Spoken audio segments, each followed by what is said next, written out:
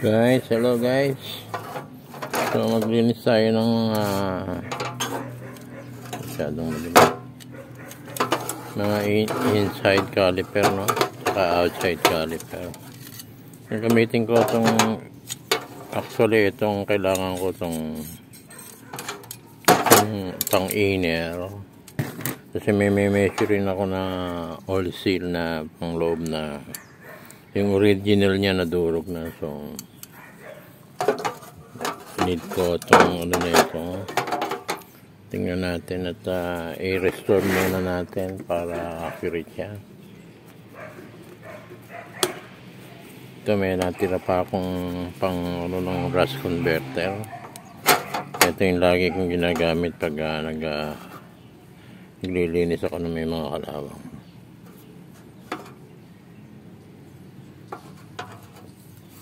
Punas-punas lang yan. Kaya lang pag medyo madami, medyo malangis, hindi tablan eh.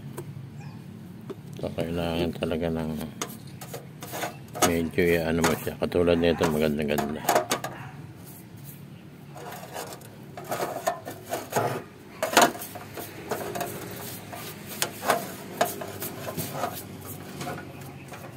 Speed na lang, medyo wala na eh. Kasi na lang natin, madami pa tayong hugasan.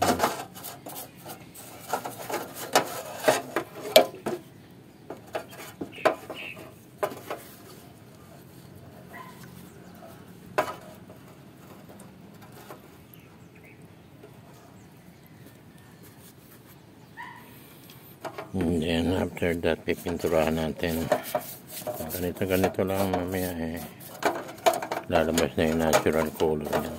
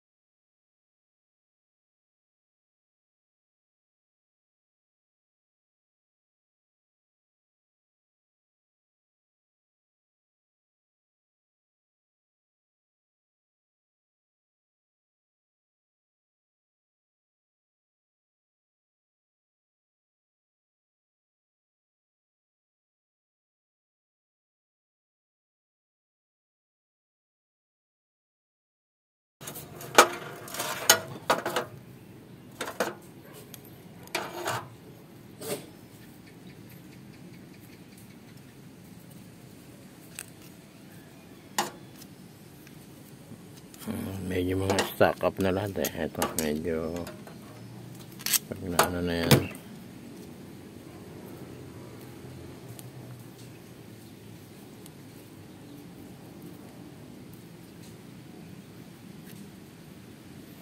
Medyo ingat dito sa ano, medyo maano to.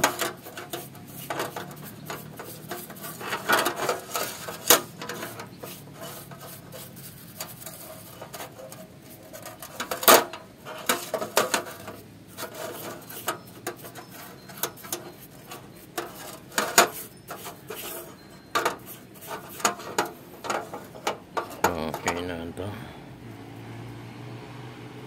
natin dito.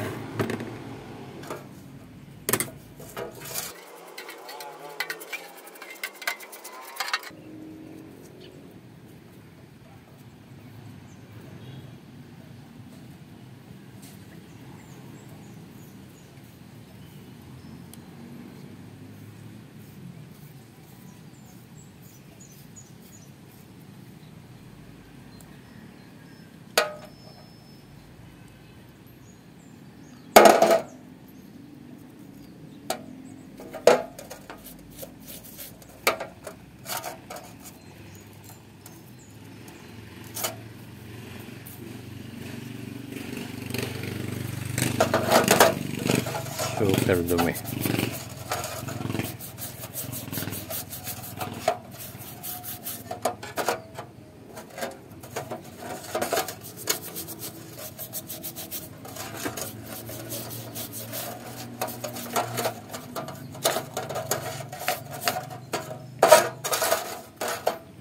O, kumari. Ano pa yan?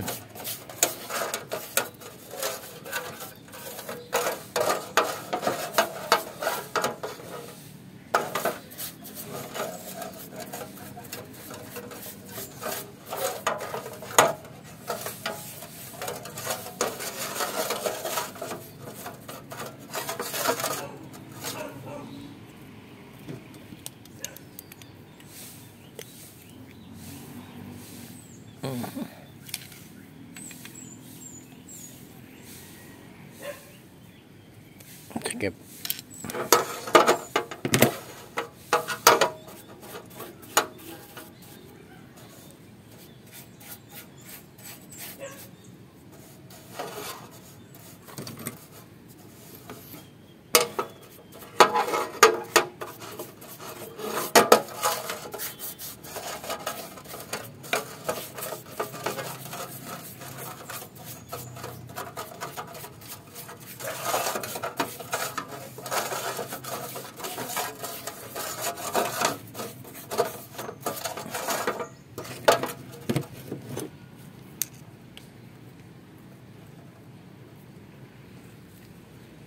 Ito medyo maluwag.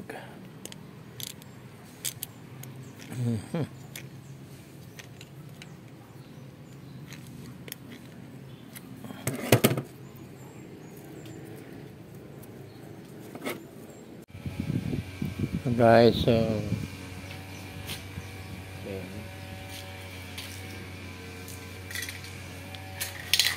guys, after ng coating, no, ng rust remover,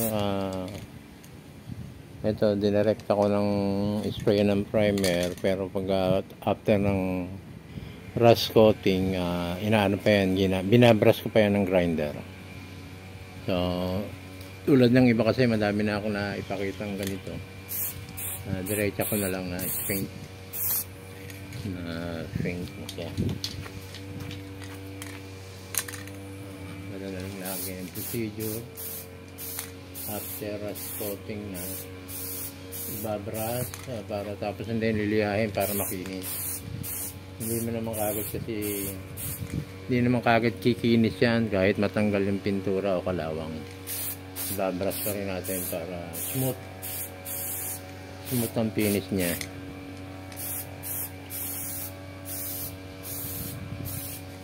Yan, maliit lang naman yung part na yan. And then yung final coating yan, kasi pag laging gray or silver, ang hirap hanapin pag nahalo sa mga ano ko so kukulayan ko siya ng final na red para maiba naman.